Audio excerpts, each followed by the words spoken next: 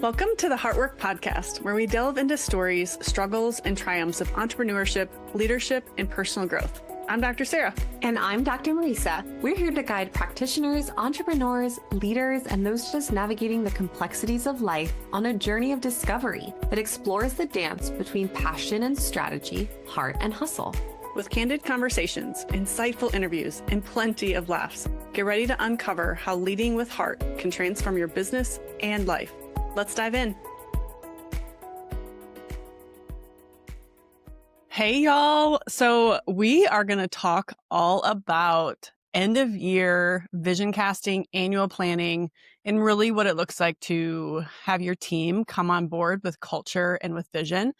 And before we get into that, I do want to just talk about something that our coach really has just invited us into having a deeper perspective of the difference between setting goals and setting objectives. And I don't know about y'all, but being an athlete, especially like a college athlete, to the degree that I was, like, there was always this thing, especially not only in the sports world, but also in my family.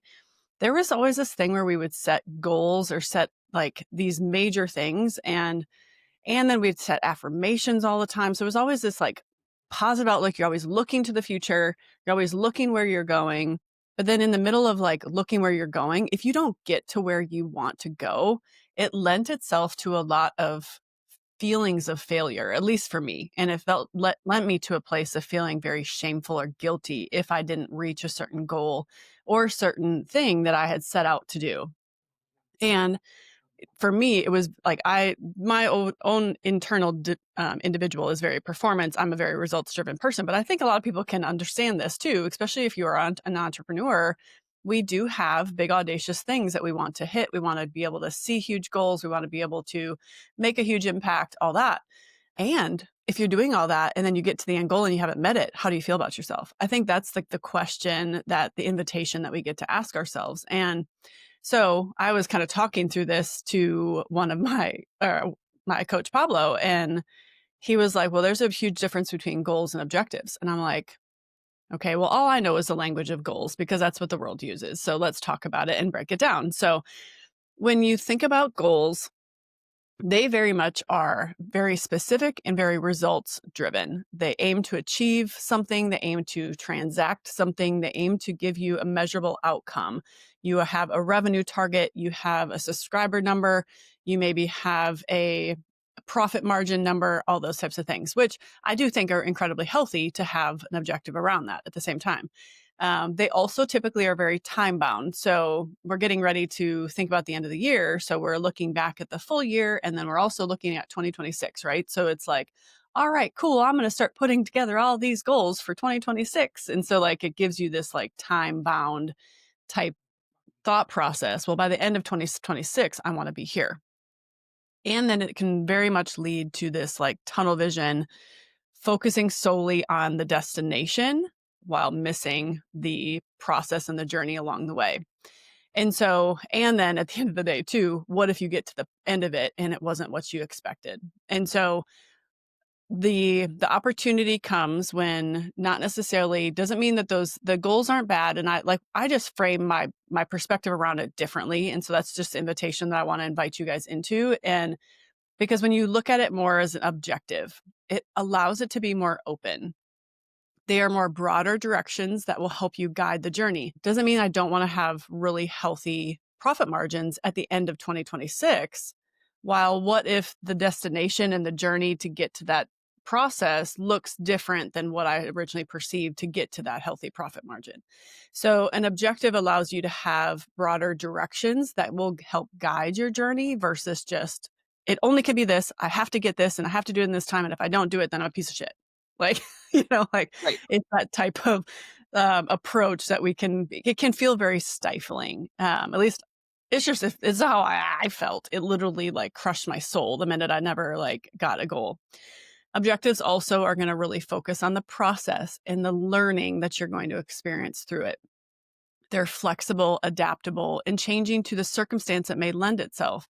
When you look at a full year, it's really can be hard to understand, okay, I have 12 months ahead of me But what happens when I hit spring? Maybe something you don't know what the next like 90 days is going to look like, right? So it's like, how can you predict what that future is going to be? All you can do is show up present. So it opens your hands a little bit more to the perspective. And then it also emphasizes your personal presence and the professional opportunity of leadership in that versus just this stringent aspect that you're also inviting your team into as well. So, as we really like talk about this as we go into how we bring our team in this, I just want to invite you guys into if you are setting goals, sure, I don't care if you use the language or whatever, but what is the overall arching like grip that you have on them? Are they locked in? Are they so solid that you can't understand, or even if you don't get them, are you feeling like a piece of crap? And because ultimately at the end of the day, the opportunity that we have is yes, to set such beautiful momentum going into the next year and remaining open to the unexpected opportunities that haven't even arisen yet.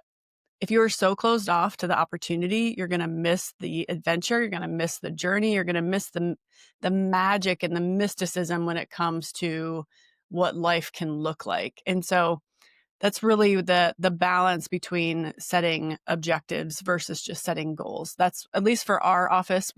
I do sometimes use the word goals because everybody understands what the word is in our society. But I pre-frame it with talking about these are goals, but they're objective goals. They are objectives where we're moving towards, but having a loose, open hand around them to where if something does change and move, because we are human and we're always evolving, they can do that and we're going to understand them as they continue to go. So I really wanted just to set the tone for that before we go into just the practical of how both Marisa and I have set up stages of vision casting annual planning over the past couple of years. I've literally done this now for the past 10 years. So it's kind of wild to actually think about holding annual planning every single year. And one of the things I'm also going to invite before we get into just the practical, every vision casting does not have to be the same that you did the past year. I would really invite you to look and see what it is that you yourself as a leader are wanting to experience yourself and what your team really needs. Because sometimes numbers, we talk about numbers, but literally last year we didn't talk about numbers at all because my team gave me feedback that they don't always really understand them. And they want, if we're going to talk about numbers, they want to have an actual practical understanding of what's happening with them. But we needed a huge culture reset last year. And so we actually had a completely different thought process around vision casting last year comparable to what we've normally done in the past. And this year is also very different. We aren't hosting it in December. We're doing it in January just because of schedules and rhythms around that. So if you're, again, you could also be so strict and stringent, like, I have to have this done before the end of the year. And it's like, okay, but why? It's like, like, doesn't mean you can't, but are you just so strict and restricted on when you have to have things? It has to look a certain way, all that's invitation at the same time. Do it for what works for you and your office, not based on what anybody else has ever told you. Also, at the same time, I know that it's like you don't have to recreate the wheel. There are so many people that have allowed insight into how I do my vision planning and my annual planning for my team. And then I get to take it and mold it for what we're really wanting to do. So let's get into some of the practical, shall we? Love. Okay, Yeah. so for us, if anyone is interested in going into numbers, so we're going to get super practical and super detailed really quick. Some of the things that we'll look at in our business in our field as chiropractors is we'll go down the line and I'll have like my office manager help us grab these numbers. Total number of adjustments. So, like, when you hear that number of how many adjustments you've provided within a year, we don't do like literally every single adjustment. Like, we don't go into people's notes and look at every single segment we've adjusted, but basically, how many individuals have we helped in that year? Even if an individual came multiple times, like, just how many total adjustments did we give? How many times have we impact a life in the course of that year? How many total people came through our doors within that last year? So how many people really came into the office as an individual unit? How many patients currently are under our care in whatever part of the process that they are between restorative, wellness, package care? then we do break it down. How many patients of those are currently in wellness? How many are in their initial stages of care? And how many are now on like a package plan? And then what's the percent breakdown of demographics? Like we really love serving prenatal and the pediatric population. So we'll look at how many prenatal mamas we currently have under care and what the percentage of kiddos is. And then what are the age ranges? So we'll look at ages 0 to 3, 4 to 12, and then 13 to 17. We'll utilize those numbers if we're seeing a gap in certain age frames or in a certain population that we really have as a target audience to serve of like, okay, did we serve those people fully, or are there areas where we want to grow in a certain population or in a certain age range? And then how do we incorporate that into talking into it with our marketing, with our branding, and do like a push to reach more people in that specific demographic. We will look at conversion rates of having someone walk through our doors and then them coming to their second appointment for getting started with care. We'll look at our conversion rate for when they come to that second appointment if they do start, and then what is the percentage breakdown of how they do a value exchange of finances with us, how many pay in full, how many choose to pay monthly. And then what's the number one reason that people do not choose to go forward? Because we always are looking to grow. And if we're getting consistent feedback in one specific area, then we get to sit down and discuss where that packet could have come from, what are the reasons that could have been contributed to, or what are things that we can do to help to break down that barrier. When it comes to then other times where people do not continue, how many people did discontinue care, and what's that average visit, or what's the attrition rate at what they do that? What is the typical number one reason that they do discontinue from our feedback forms? And then what is our retention rates? So how many people go through our restorative process, end up going through a stabilization process? How many people go through restorative or stabilization and then end up in wellness and have continued care in a maintenance style fashion? What is our average number of adjustments that we've served per week and then per month? What's the average number of new people that have come through our doors in a month? What is our profit margin for the year? What were some of our top 3 successful months on that side of things? And what were we doing that got more new patients in so that we could make more of an impact? And that also, on the flip side, what are the months that gave us the highest profit margins? Were we running any specials at that time? What kind of things were we amplifying? And then how could we continue to maximize on that momentum in the following year? And then from there, we will all set some goals and some objectives for the following year. I think it's really important, the discussion that we just had, because if you guys have ever watched that show too, like, was it Million Dollar Month or like 30 Days to Million or something like that? And it was basically giving like really, really high level entrepreneurs that have built incredible businesses like 30 days to do something absolutely wild, like pull this hair out of your ass and like just figure out how to do it. And one of the biggest lessons from that was that you really only have the time that you think that you have. So, like, when you set a goal for, like, 3 months, or you set a goal for, like, the end of 2026, like, that does something to your psychology and saying, like, "I have all of 2026 to do this," or, "I have 3 months to do this," but, like, what if you gave yourself a week? What if you release the timeline and it happened in a month instead? Like, so the objectives really give it that beautiful, like, openness too, to allow, like Sarah said, life to happen and magic to happen, and, like, why does it need to happen by a certain time? It's okay to have momentum built and to have areas that you want to work towards. But sometimes, again, you don't realize how resourceful you can be, how resourceful and how creative your team can be when you just kind of leave it as like, this is something we want to accomplish. And then, let your energy just run with it. If it's in alignment, it's going to flow so much easier. Um, and so we'll look at some of our milestone goals would be, again, any like reaching out to certain populations or age ranges of pediatrics that we feel like we have been underserving or that we haven't been communicating a lot. Like last year, one of our goals was we really, really, really wanted to get more of that second parent under care. So like typically we would have one parent start or a child start and then a parent start, but it was hard to get that second parent in and converted.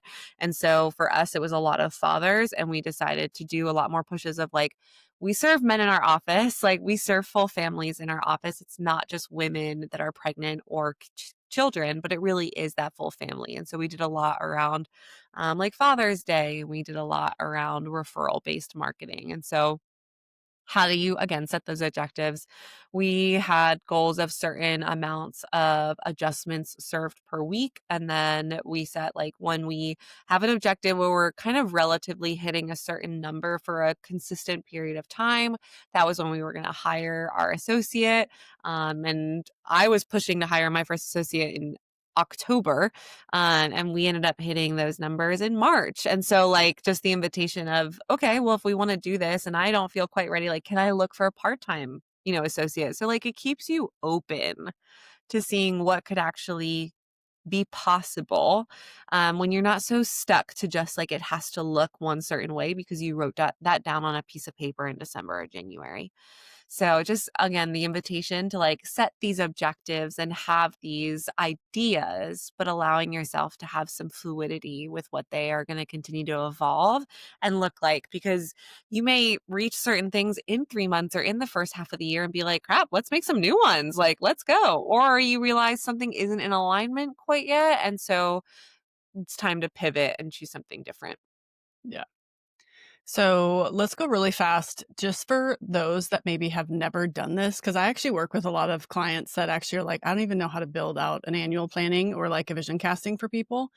So I just kind of briefly want to invite you guys into just the how we set it up. And it's all can be different too. Like I used to do like full day, like and then we'd come back for a second day for strategy. And over the course of years, it's just evolved for our practice because I've also leveled up my team differently so that we actually have different meetings along the way that support our vision casting. So we are setting big, hairy, audacious objectives and goals. And then we're looking at the year, but then we're looking at the strategy for the next quarter. So we always, at least for us, we come back from the annual to then look at it as a quarter. And then we look at it as a month. Like, what are we focusing on in the next month? So I also really, really, really would love to encourage you guys to like have an agenda because for one, if you have an agenda, you have an opportunity to like think about again, what is your not only just setting numbers and looking at numbers, that's so great and so awesome, but it really is about camaraderie in your team and your community. Like it's so much more than just looking at numbers. Like this is an opportunity. Like I said, literally last year, we didn't even look at numbers. I didn't even present numbers to my team. So it was an opportunity to come together and have a refinement of what is it that we are really celebrating from this past year and also what are we focusing on the following year. And so I will give my team basically a homework that they will do prior to coming to the vision casting.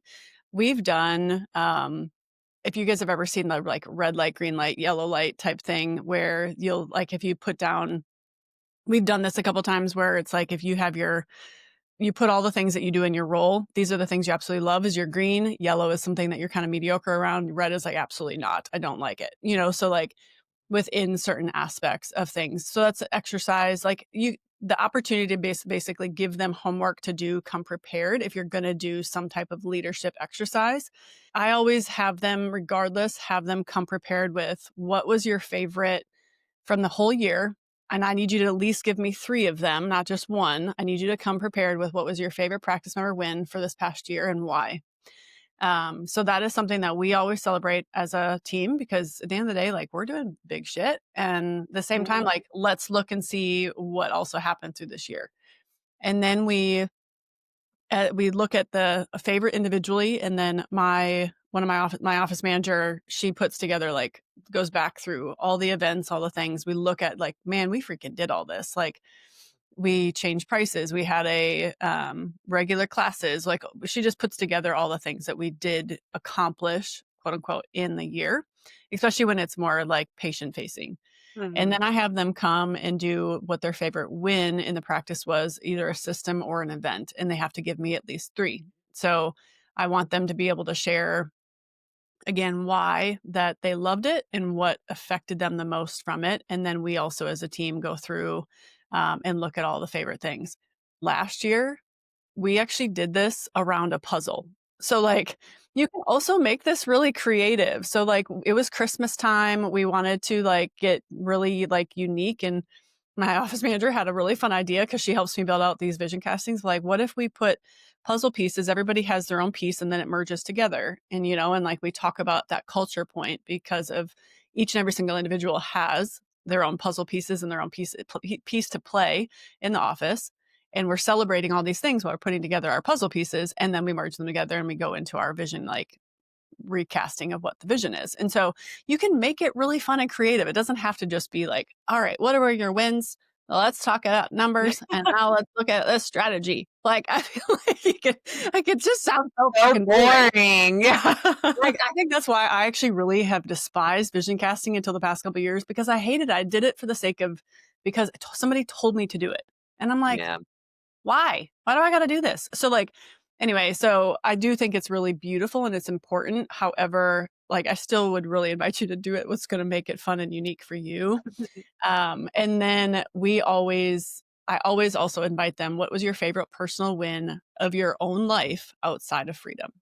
Because I want to also, this is so much more like we're empowering our people to be human beings outside of our office. And so, Mhm. and really amazing humans. So we'll do those 3 wins. So it's favorite wins of practice members and like clients, favorite system or event, and then favorite personal win outside of freedom. And that's something that's pretty much like the first hour, because you have the opportunity to go through your whole team, right? So, and Yeah. then yourself, you come prepared as well.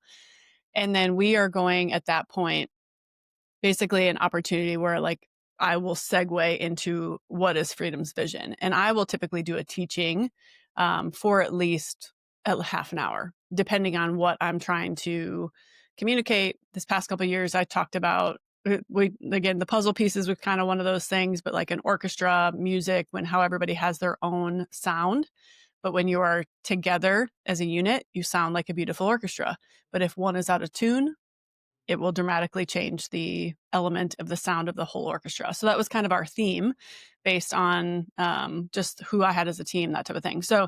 that's the invitation. You get to kind of navigate that yourself, whatever that looks like, but we're just basically recasting vision for who you are, and then who you are, where do you now want to go? So we actually don't do numbers until like the middle of the vision, like the vision planning. For the sake, I want to celebrate first, recast vision, and now let's look at where have we been.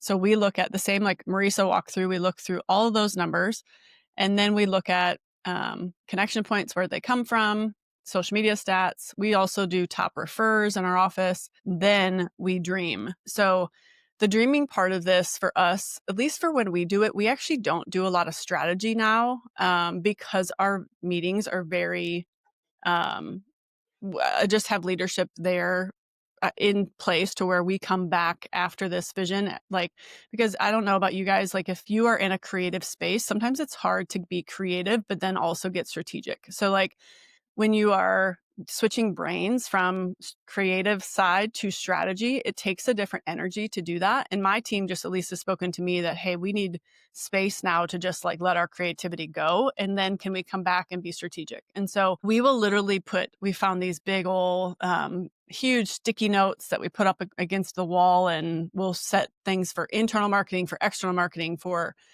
eval roles, for front desk, for adjusting. Like we set out all this beautiful thing, and a lot of times I will talk to them about, like, if you have a magic wand, if you could enhance something or change something or add something to this place, what would it be? And also, what has worked really well that maybe doesn't need to change, and what do we need to, or again, that you'd want to see happen in the next year, the next 2 years. And I let everybody put their own thoughts out, because at the end of the day, like, somebody may have an idea that I don't, and that's just brilliant.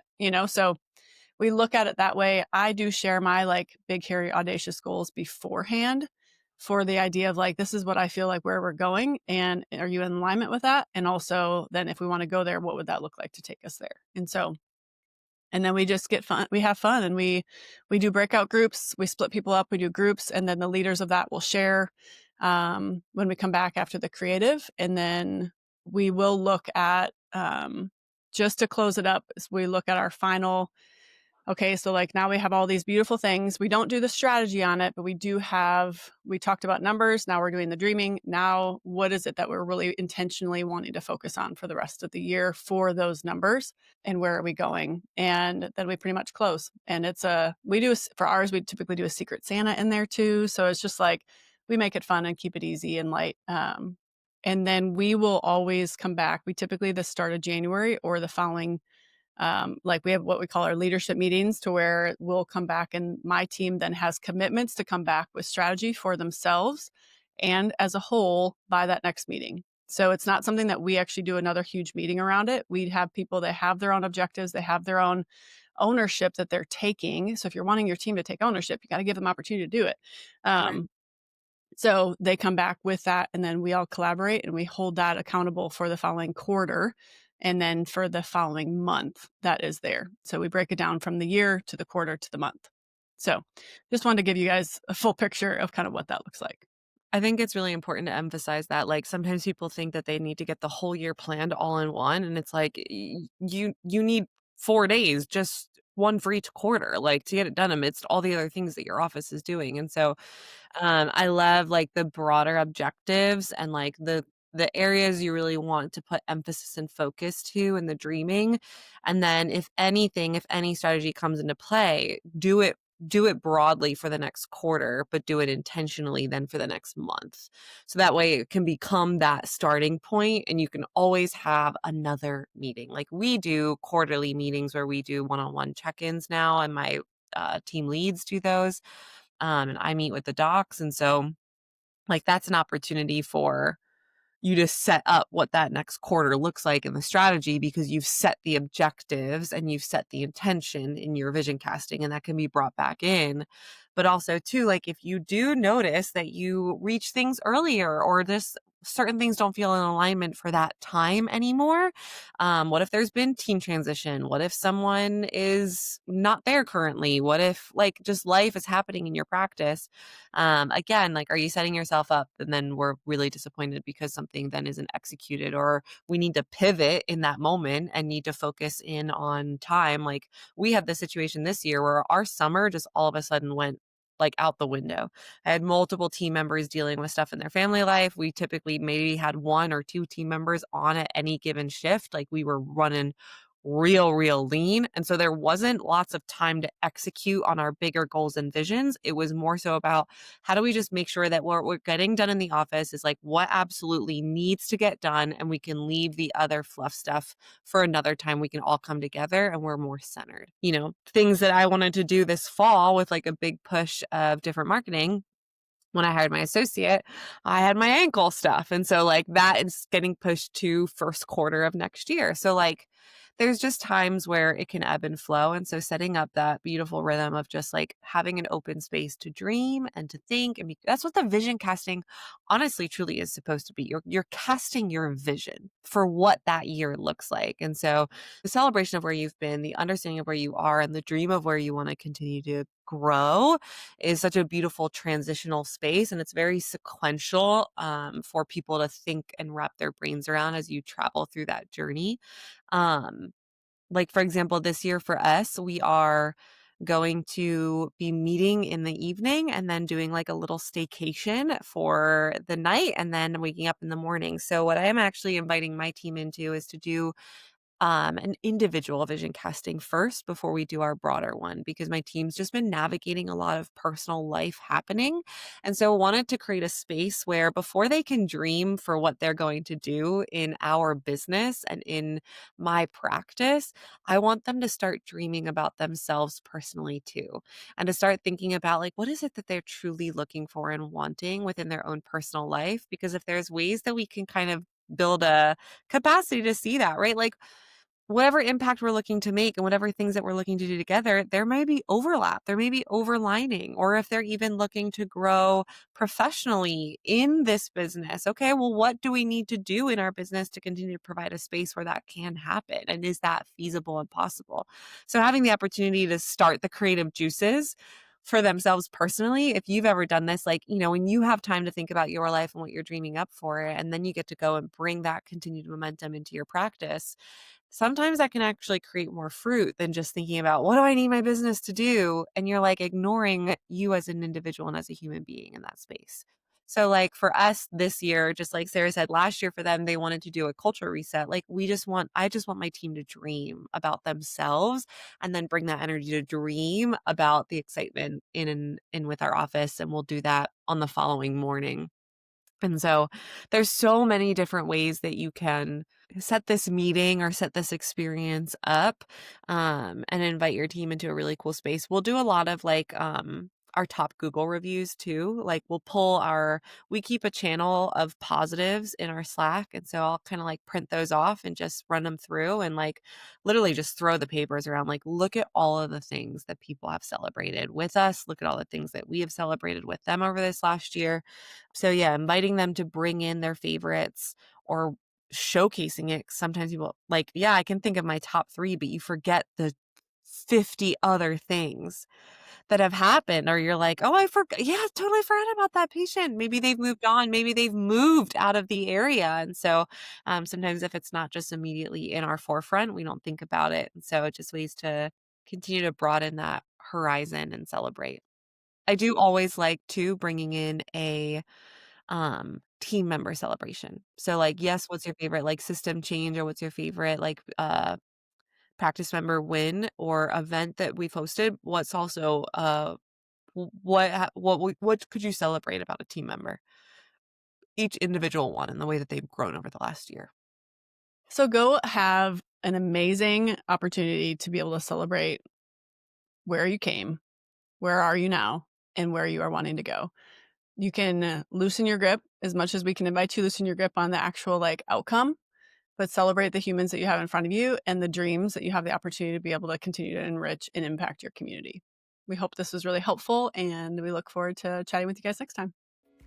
So thank you for joining us on another episode of the Heartwork Podcast. We hope today's conversation has inspired you to lead with heart in your business and life. If you enjoyed this, subscribe so you never miss a release, rate our show, leave us a review, get on our VIP email list, and join our exclusive Facebook group, The Heartwork Life, to plug into our community and learn from us and other heart-led entrepreneurs on a weekly basis. We look forward to chatting with you next time. Bye!